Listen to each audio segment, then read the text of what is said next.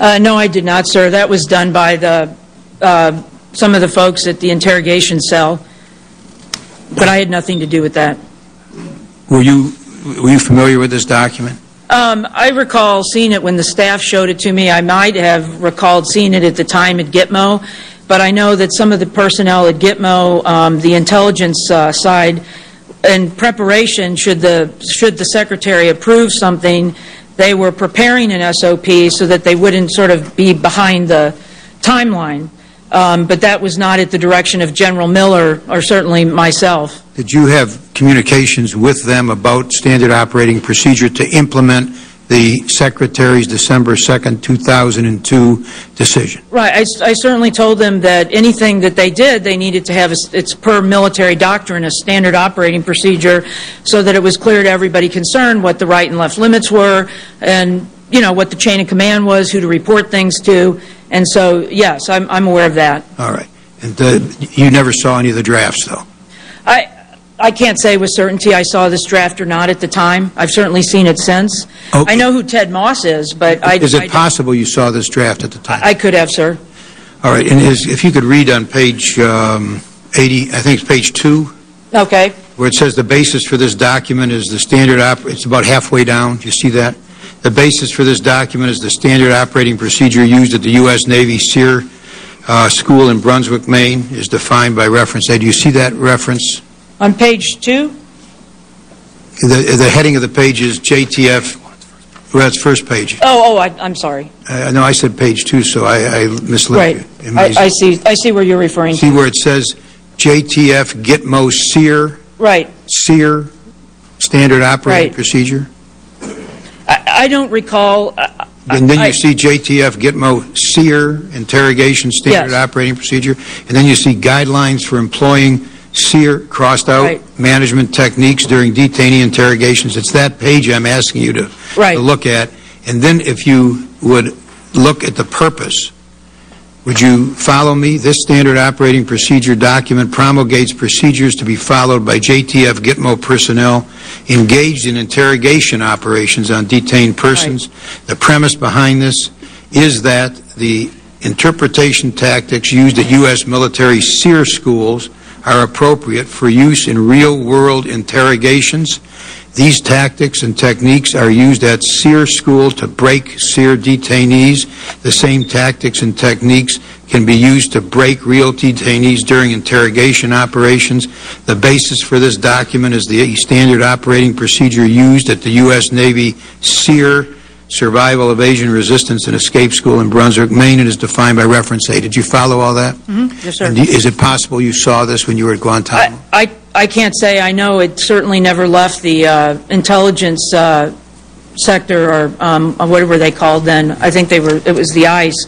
It's nothing that came to the attention of General Miller for approval. It was a beginning draft, as I recall, that Ted Moss took on his own initiative to start drafting, but I don't think it ever received any serious consideration, but that's just my basic recollection. Did you participate in drafting at all? No, sir, not this. But did you participate in any of the standard operating procedure drafts to implement that order of the Secretary of Defense? I gave them as part of the SOP, the legal brief, or the legal piece of it, I don't know what to call it, but they had a list of things that were in there from my legal briefing in their SOP. All right. And you gave your approval of that?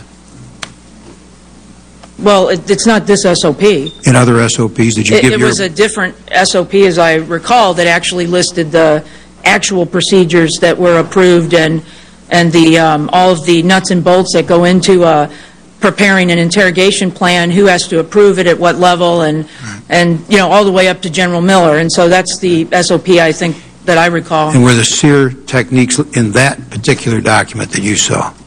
No. Were they based on the SEER techniques? It was based on the SecDef's memo. Which incorporated Category 2, certain Category 3? Is that right? Were they specified in the SOP? Right, but it wasn't specified as SEER. It was specified as, this is what's authorized, the SecDef's memo, and then here's who has to approve what, as I recall. Finally, just for Admiral Dalton there, have you ever before this event been told to stop analyzing a request or issue that came up for your review? Senator,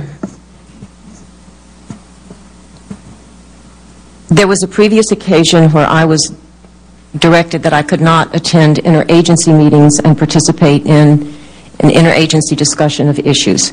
But again, like this time, I was... Let me just ask my question again. Had you ever before been told to stop analyzing a request that came up for your review? Senator, no. And you know whether the Joint Staff has ever been asked to stop analyzing a request that came up for their review? I don't know, sir. You don't know, or you don't know whether that... I don't know whether that has occurred. All right, now, do you have any more questions, this panel? All right, there's a vote on. The panel's excused. Thank you all. No, I want to ask you, Mr. Mora, I'm sorry. There is two questions I must ask you. First of all, you heard my description in my opening statement of your activities, which came in January, I believe, after the Secretary of Defense entered his order, and your efforts to get that rescinded were recounted in my opening statement. Yes, Senator, I heard that. And was that accurate? That's accurate. Thank you. Now, on December, when the Secretary approved on December 2nd the recommendation for aggressive interrogation techniques for Gitmo, he was handed a handwritten note which said, "Why is standing limited to 4 hours? I stand for 8 to 10 hours a day." What impact might that note have on military personnel who read it? Senator, when I first saw that note, I was shocked that any such note would appear on this kind of document, and I was reacting as a litigator to seeing a client's comment of this nature on a document. I felt at the time that even though it may have been intended jocularly, and Secretary Rumsfeld has that style, in this kind of document, such a handwritten notation might be interpreted as a wink and a nod to go beyond the limits of the document.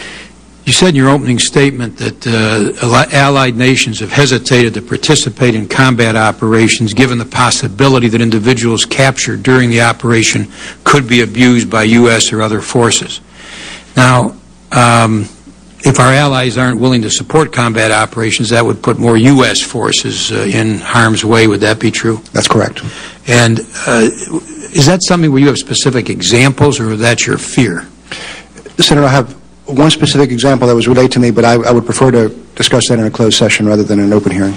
And you had an opinion of the so-called U memo, which had been commissioned by Mr. Haynes. How would you say that? And you had meetings with Mr. Yu, I believe, about that memo.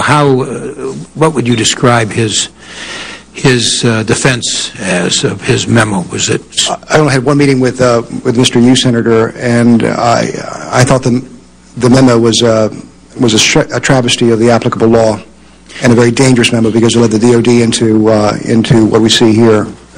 And what the working group ultimately would issue. And you were not told about the working group's final product. You were kind of left out according to my opening statement, which you said was accurate. How did the U memo, if you know, influence that final working group report?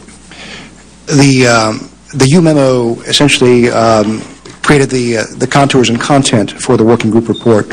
And so it was dispositive of all the legal issues that were addressed within the U memo. Yep, Senator Green. Looking forward, Mr. Mora, I think we now understand why we needed to bring some certainty to this whole area because, like you say, it's very hard to interpret these policies and procedures. They do migrate. They do get people confused. People get overzealous sometimes. They don't know what the boundaries are. Do you think it's a good thing that we passed the Detainee Treatment Act, the McCain language, outlawing cruel, inhumane, and degrading treatment? That was necessary given the history of all this? Absolutely necessary, Senator. Okay, thank you. Thank you. Thank you all very much. You're all excused, and we will be back after this vote. Well, let's say, is it 20 to 3 now? 20. We'll begin at 3 o'clock. The next panel will be at 3 o'clock.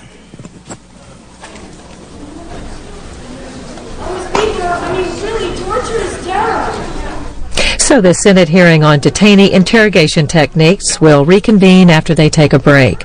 On C-SPAN, the U.S. House is taking up 16 suspension bills, and on C-SPAN 2, the U.S. Senate is in session today debating tax cut extensions and currently taking a key procedural vote on moving forward on the tax extension bill. This hearing will return with the former General Counsel for the Defense Department, William Haynes. He's accused of being closely involved in the approval of harsh interrogation tactics used at Guantanamo Bay. We'll hear testimony from Mr. Haynes shortly.